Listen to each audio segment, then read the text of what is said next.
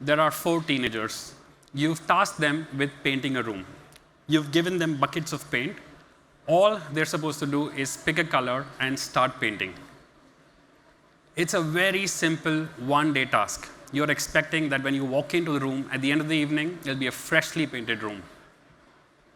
You walk in 5 days later, and you realize not only have they not started painting the room, they're still bickering over which color to pick.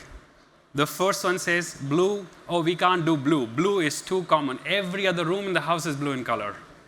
The second one says, oh, let's not do red. Red is too depressing. The third one says, green. Oh, we can't do green. Why not? Just because I hate green, that's it. Let's not do green. Unfortunately, these are not some imaginary teenagers. This is me and my founders. And we weren't trying to paint a room. We were actually trying to pick the color scheme of our app as a part of a rebranding exercise that we did last year. This rebranding exercise was supposed to take us 6 months, but because it was so critical for us, the team literally pulled all-nighters and got it ready in 3 short weeks. At the end of these nightmarish 3 weeks, I decided I'm going to take a break. I hopped onto a flight to Italy, and I was expecting that while I'm mid-air, my team would have launched the app back to our customers. When I land in Italy, I realized not only has the app not been launched to our customers, the founders are yet to align on specifically which shade of blue we are okay with. For the next 10 long days, I'm walking in the alleys of Italy, sipping coffee in the piazzas of Siena, all this while on very frustrating calls with my founders as we are debating every shade of blue. We are literally exchanging WhatsApp images of the shade card and saying, this works for me, this doesn't work for me. When we couldn't align on blue, we went back to other colors. Between the 4 of us, we literally vetoed the entire RGB spectrum. Now, these are not just co-founders, they're close friends of mine. I'll just show you a picture of them. And this is a photo of us when we were watching the World Cup in Russia. And we have this tradition of watching World Cups. I'm hoping we are going to be able to do it this time around as well. But these are close friends of mine. Ranveer and I are often sipping a cup of chai on the office patio and mindlessly discussing the nuances of the Second World War. Krishnan and I are often in his cabin dissecting the strategies of consumer tech startups all across the globe. And Sonali and I are grabbing a cup of coffee, exchanging office gossip, and our pursuit of ideas. But you take any combination of these 4, place them into a meeting room in our office where any important decision has to be taken, and you can see them fight. There is bitter acrimony, there are zealous debates, and there is fighting like kindergarten kids. Often, we are just short of flinging chairs at each other. Now, you have to ask, this bitter acrimony has to be value destroying for the company. You have to question whether these are the people who are trying to build a company, or are these the same people who are trying to raise it down to the ground, right? But we are a success.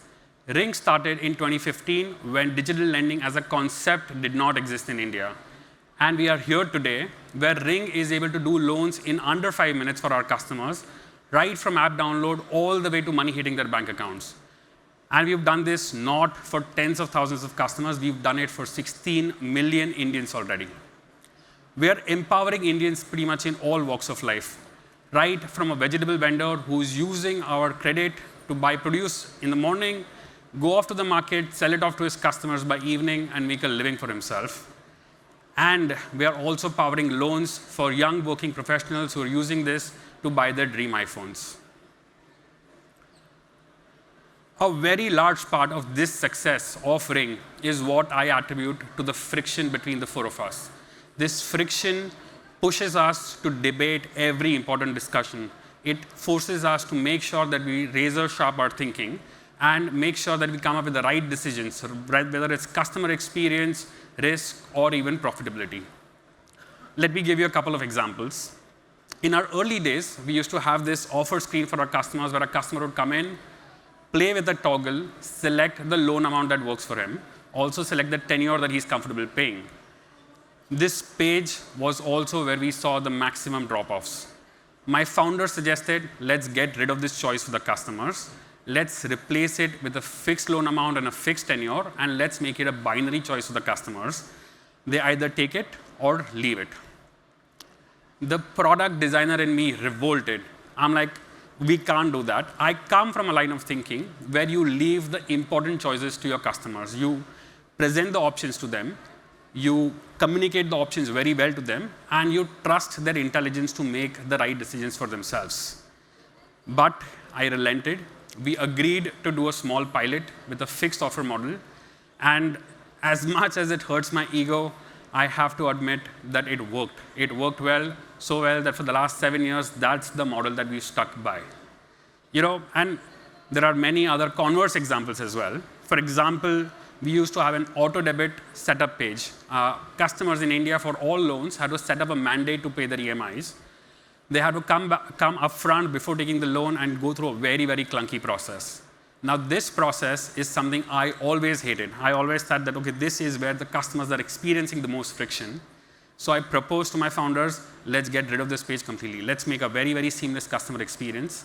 The thesis was that a customer who has the right intent to pay is going to come back on your app on the due date and make the payment, as long as you communicate the payment date to him well enough. My founders called me naive. They said, Karan, you've lost it. Sonali barged into my cabin and said, Karan, you're an engineer and a CTO. Please stick to your side of the aisle. Don't take risk decisions. Leave them to us. But after a lot of debates, lots of discussion, and a lot of fighting, it was me against 3, I did prevail to do a pilot, and we did it. And guess what? For the last 3 years, we haven't done a single loan that requires this clunky process as a part of the journey. And in spite of having one of the most friction-free experiences for our customers, we have one of the lowest non-performing assets in our peer set. The entire journey of Ring, right from 2015 till today, has been made on the back of such heavily contested decisions.